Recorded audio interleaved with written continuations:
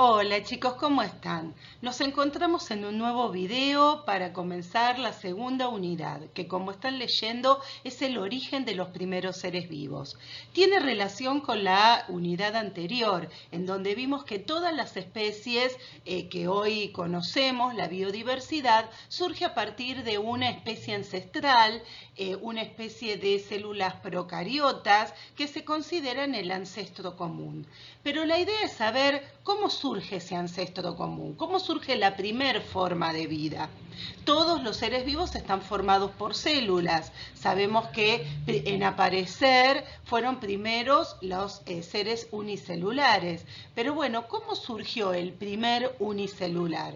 Bueno, ¿qué les parece si comenzamos este camino para descubrir y dar respuesta a este interrogante? Vamos a hablar ahora sobre las primeras respuestas sobre el origen de la vida, sobre esta pregunta, este interrogante. Bueno, la primera respuesta que no está anotada acá sigue siendo la de origen religioso, la que dice que los primeros seres vivos fueron creados por Dios. Pero también hubo otras respuestas, algunas alocadas y otras no tanto, como la que vamos a leer acá. La generación espontánea. Durante muchos años se pensaba que los seres vivos surgían espontáneamente a partir de la materia inerte, la materia sin vida, como el barro, como el aire, como las rocas, y también de la materia orgánica en descomposición. En una palabra, la carne podrida. Dentro de esta idea tenemos a Aristóteles en el siglo III a.C. que sostenía que muchos de estos seres vivos se formaban a partir de la carne podrida. ¿Por qué? Porque él veía que cuando moría un animal, después de unos días, de este animal surgían larvas que se convertían en moscas. Entonces él sostenía que las moscas podían surgir de otras moscas o también de la carne en descomposición. Pero bueno, esta idea se continúa en el tiempo. Ya en el siglo XVI, después de Cristo, un señor llamado Van Helmont escribió un libro en donde daba una receta para obtener ratones, así de loco como escuchan. Él decía que podíamos tomar una caja, colocarle una camisa de mujer sucia, unos granos de trigo y que al cabo de 21 días, si esa caja se la dejaba en un lugar sombrío y con cierta humedad, de los granos de trigo surgían ratones y que estos ratones podían ser macho o hembra y que por ende a partir de ellos podía darse la reproducción y surgir nuevos ratones. Parece una locura, ¿no? Pero durante mucho tiempo se pensaba que los seres vivos podían surgir de esta manera. Sigamos en las posibles respuestas. Bueno, a partir de Van Helmont, a partir del siglo XVI, hubo muchos científicos que no estaban de acuerdo con la generación espontánea y trataron de hacer numerosos experimentos para refutarla o negarla. El primero de ellos fue Redi. Redi pensaba que las moscas no podían provenir de la carne podrida. Entonces hizo un sencillo experimento. Tomó 2 frascos, le puso a los dos cantidades de carne semejante, del mismo peso, pero a uno de los frascos lo tapó y otro lo dejó al descubierto. Al cabo de unos días, en el frasco destapado había moscas y sobre la carne larvas. Bueno, fue enseguida a contarle a los demás científicos, pero estos científicos le dijeron que en el frasco que estaba tapado no habían aparecido moscas, ya que no permitía el paso del aire y que el aire era importante para activar el impulso vital, ese del que hablaba Lamarck. Entonces, ¿qué hizo Redi? Hizo un tercer frasco, el cual lo tapó con una gasa. La gasa obviamente permitía el pasaje del aire, pero no el de las moscas. A partir de unos días, sobre la gasa aparecieron larvas, pero no dentro donde estaba la carne.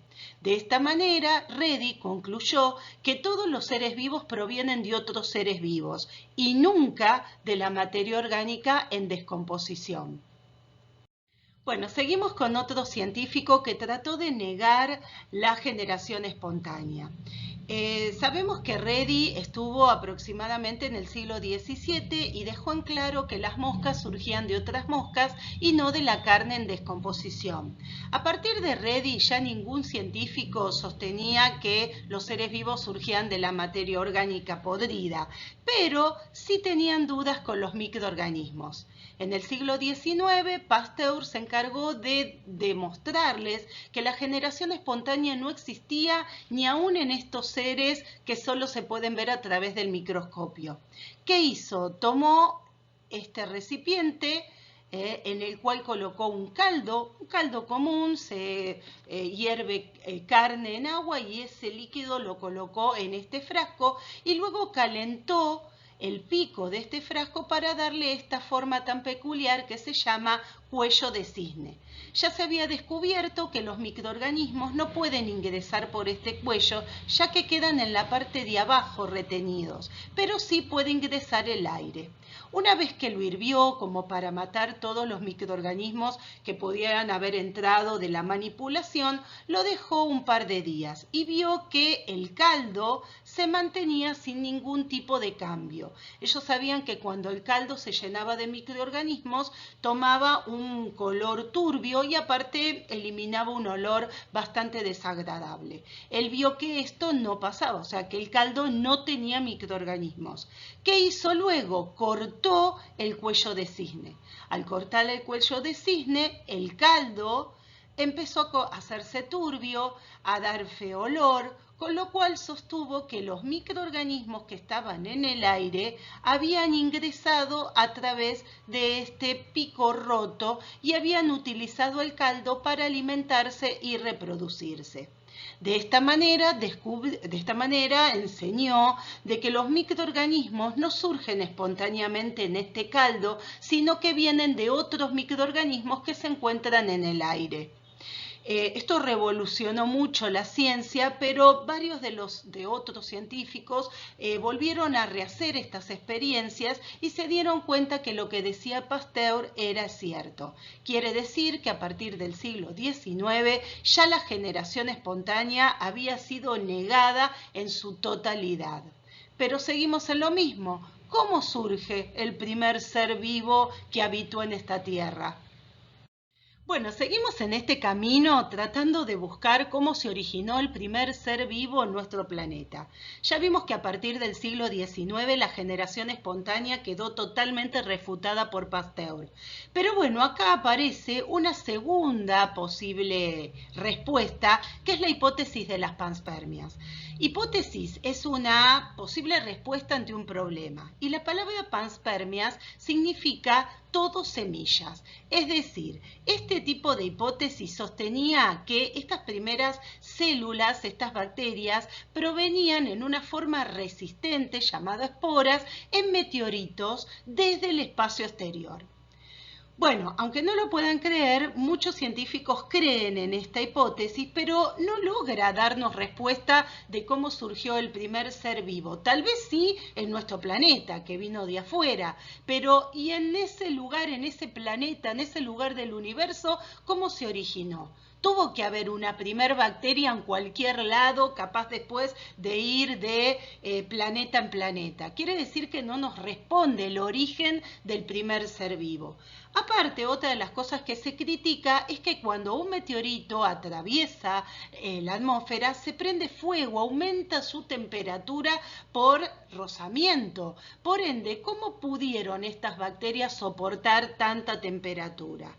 Pero bueno, vuelvo a decirles que muchos científicos avalan esta hipótesis. Hay otras hipótesis muy parecidas, como por ejemplo que estas bacterias pudieron formarse dentro de los volcanes o también dentro de los glaciares. Nosotros lo vamos a hacer corto y vamos a ir directamente a la hipótesis que se sostiene como la más acertada hasta el día de hoy por los científicos sobre el origen de los primeros seres vivos. Llegamos acá a una de las últimas respuestas y la que los científicos sostienen como la más acertada sobre el origen de la vida en nuestro planeta. Como vemos ahí, recibe el nombre de hipótesis quimiosintética o hipótesis de Oparin. Oparin fue el científico que la ideó que la, vamos a decir, descubrió a través de todos sus estudios. Volvemos nuevamente a utilizar la palabra hipótesis, es decir, posibles respuestas. Por eso les decía que hasta hoy es la más acertada, pero puede que dentro de unos años se descubra otra o esta se amplifique mucho más. Postula la evolución química de la vida y acá vamos a hacer un stop y vamos a ver que hay dos tipos de evolución. La evolución biológica, que es la que vimos en la unidad anterior, de la cual nos hablaba Darwin, que lleva desde los primeros del ancestro común, de estas primeras formas de vida, hasta las especies actuales. En este caso, Parín habla de algo anterior a esta especie ancestral, la evolución química a través de compuestos químicos que fueron dando origen a las primeras formas de vida. Parece medio difícil, ¿no? Pero ya lo vamos a ir viendo en detalle. Lo que sí quiero agregar es que para que se dé esta evolución química y luego la evolución biológica, la Tierra tiene que tener una edad bastante avanzada. A través del estudio de los estratos, ¿se acuerdan dónde estaban los fósiles? Se descubrió que la Tierra tiene una antigüedad de 4.600 millones de años, es decir, lo suficiente como para que se dé todos estos pasos de evolución. Y además que la Tierra, como hoy conocemos con su atmósfera, hidrósfera y demás, no era igual que en esa época. La Tierra de esa época era totalmente distinta. ¿Vamos a verla? Bueno, vamos a ver cómo era esta Tierra primitiva. Esta atmósfera primitiva que ya dijimos es muy diferente o fue muy diferente a la que actualmente conocemos. Primeramente, esta Tierra tenía una temperatura muy elevada, de unos 1500 grados centígrados, lo que hacía que la Tierra fuera una masa rocosa seca, con muchísimo vulcanismo. El agua estaba en forma de vapor con esta temperatura, había un constante caer de meteoritos. Fíjense en la primer fotografía, ¿no? Cómo era una tierra de lava prácticamente, imposible de que acá se pudiera generar algo de vida. No había una atmósfera como hoy conocemos, sino que en esa atmósfera había una serie de gases raros, gases que hoy son muy tóxicos para la vida, como el amoníaco, el sulfuro de hidrógeno que se produce por este continuo vulcanismo, el metano, que es el gas natural, así que miren lo inflamable que era todo eso, hidrógeno, dióxido de carbono, helio, etc. Gases que hoy en día no están en la atmósfera y que, como dije, son muy tóxicos para la vida. Fíjense que no había oxígeno. No había oxígeno porque el oxígeno lo liberan las plantas y los seres autótrofos durante la fotosíntesis, lo aprendieron el año pasado. Bueno, no había, chicos, pero sí el oxígeno estaba presente dentro de otras moléculas, como por ejemplo el dióxido de carbono. No había capa de ozono, con lo cual las radiaciones del sol llegaban con toda su intensidad, los rayos UV como los conocemos, pero en un momento que todavía los científicos no saben qué pasó. Algunos creen que tal vez fue un meteorito que movió la Tierra y la corrió de su eje. No saben cómo la temperatura bajó. Y bajó miles de grados, con lo cual el agua que estaba en forma de vapor se condensó y se produjo un diluvio terrible, es decir, una lluvia terrible que fue inundando las zonas más bajas de la Tierra, formando los primeros mares y océanos, los llamados océanos y mares primitivos. Seguimos ahora con la idea de Oparín. Bueno, chicos, llegamos, según mi criterio, a la parte más difícil de nuestro video, que es explicar la hipótesis de Oparín o la hipótesis quimiosintética. Para eso hice una secuencia de imágenes, así voy apoyando en ellas la explicación. En la imagen número 1 encontramos la Tierra que describimos en la diapositiva anterior.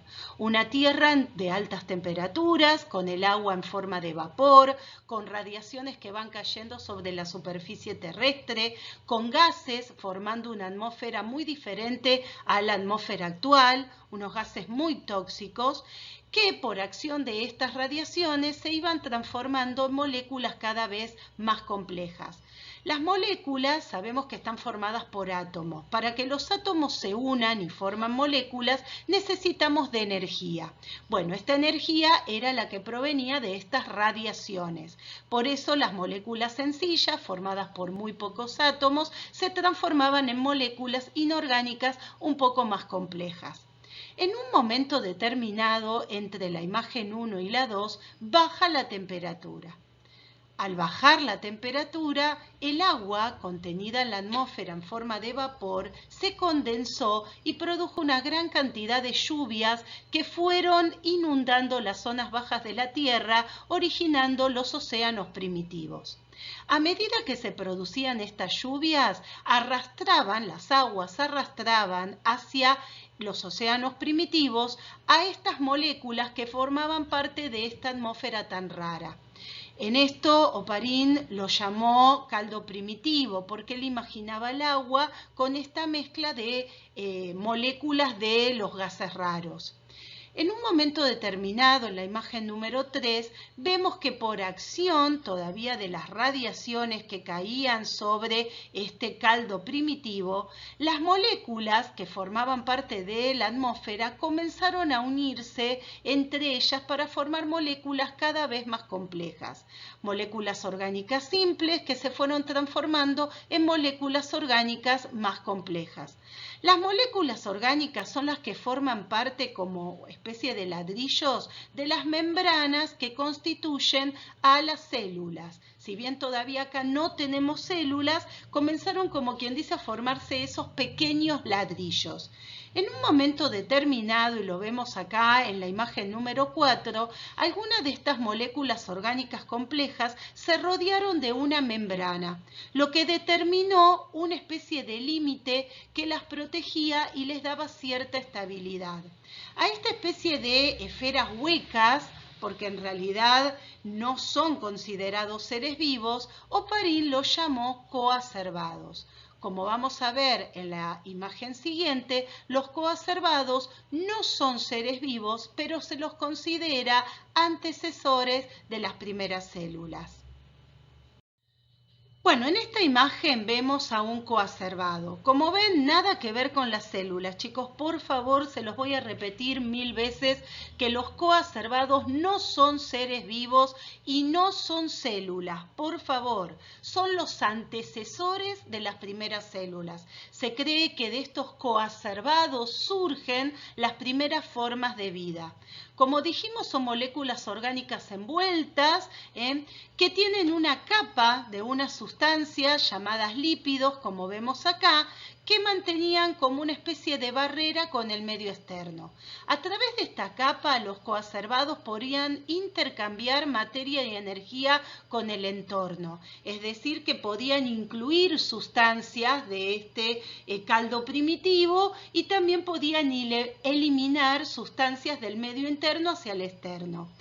Cuando aumentaba mucho su volumen, se dividían en dos.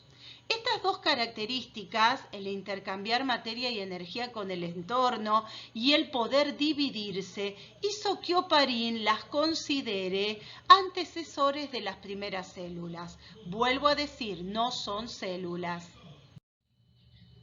Para que una hipótesis sea aceptada o rechazada, tiene que ser puesta a prueba en el laboratorio, a través de algún tipo de experimento. Oparin no pudo realizarlo, se quedó solamente con su idea teórica.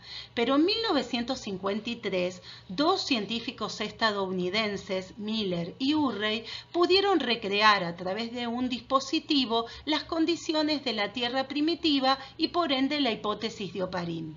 Este dispositivo estaba formado por dos balones que estaban unidos entre sí por tubos, completamente separados del medio exterior. El primer balón, que yo se los marco acá, contenía agua y había sido colocado sobre una fuente de calor, tratando de simular los océanos primitivos y las altas temperaturas. Al hervir surgían vapor de agua, el cual se unía con los gases que él introducía desde esta parte, simulando nuevamente la atmósfera primitiva, es decir, amoníaco, hidrógeno, dióxido de carbono, etc.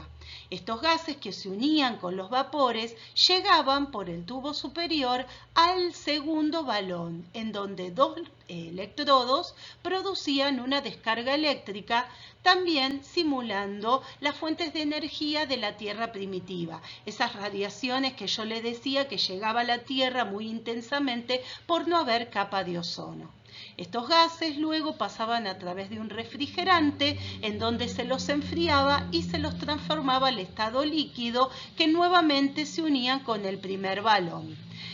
Miller observó después de 24 horas que este líquido se volvía de color turbio. Entonces lo extrajo, lo observó al microscopio y descubrió moléculas orgánicas muy sencillas como ser aminoácidos y otros compuestos. Como dijimos antes, estas moléculas son pequeños ladrillitos que forman parte de las membranas que conforman a las células. Es decir, que no fue un gran experimento que descubrió toda la hipótesis de Oparin, pero sí permitió obtener moléculas orgánicas a partir de moléculas inorgánicas, sin vida, del agua y de los gases que formaban parte de esta atmósfera primitiva. Bueno, chicos, llegamos acá al final de este video. Vimos bastante, vimos que la vida, las primeras formas de vida surgen a partir hasta lo que hasta ahora se descubrió de la evolución química, a partir de las moléculas inorgánicas en una Tierra con condiciones muy especiales que hoy en día no tenemos, altas temperaturas, la falta de la capa de ozono, una atmósfera con gases muy raros. Y así a través de esta evolución van surgiendo lo que se llamó coacervados, lo que Oparin descubre como los antecesores de las primeras células. Vuelvo a recalcar que no son seres vivos los coacervados, sino que son como el molde que sirvió luego para la creación de estas primeras células. Bueno, ¿cómo fue el salto de los coacervados a las primeras células? Todavía no se descubrió. Algunos científicos religiosos ponen ahí a Dios, como que Él fue el que permitió ese paso de lo no vivo a lo vivo. Otros, más escépticos, piensan que es un camino de la evolución que todavía no se ha logrado descubrir. Bueno, chicos, espero que les haya gustado el video. Si tienen alguna duda, pueden mirar en el libro, que también se lo explica esta hipótesis de Oparin, tal vez de alguna manera más sencilla. Y bueno, los dejo con una actividad y también diciéndoles que dentro de 2 semanas voy a subir la continuación de este video para terminar esta unidad. Bueno, les mando un beso grande, espero que estén bien de salud, que su familia estén bien también. Un besito.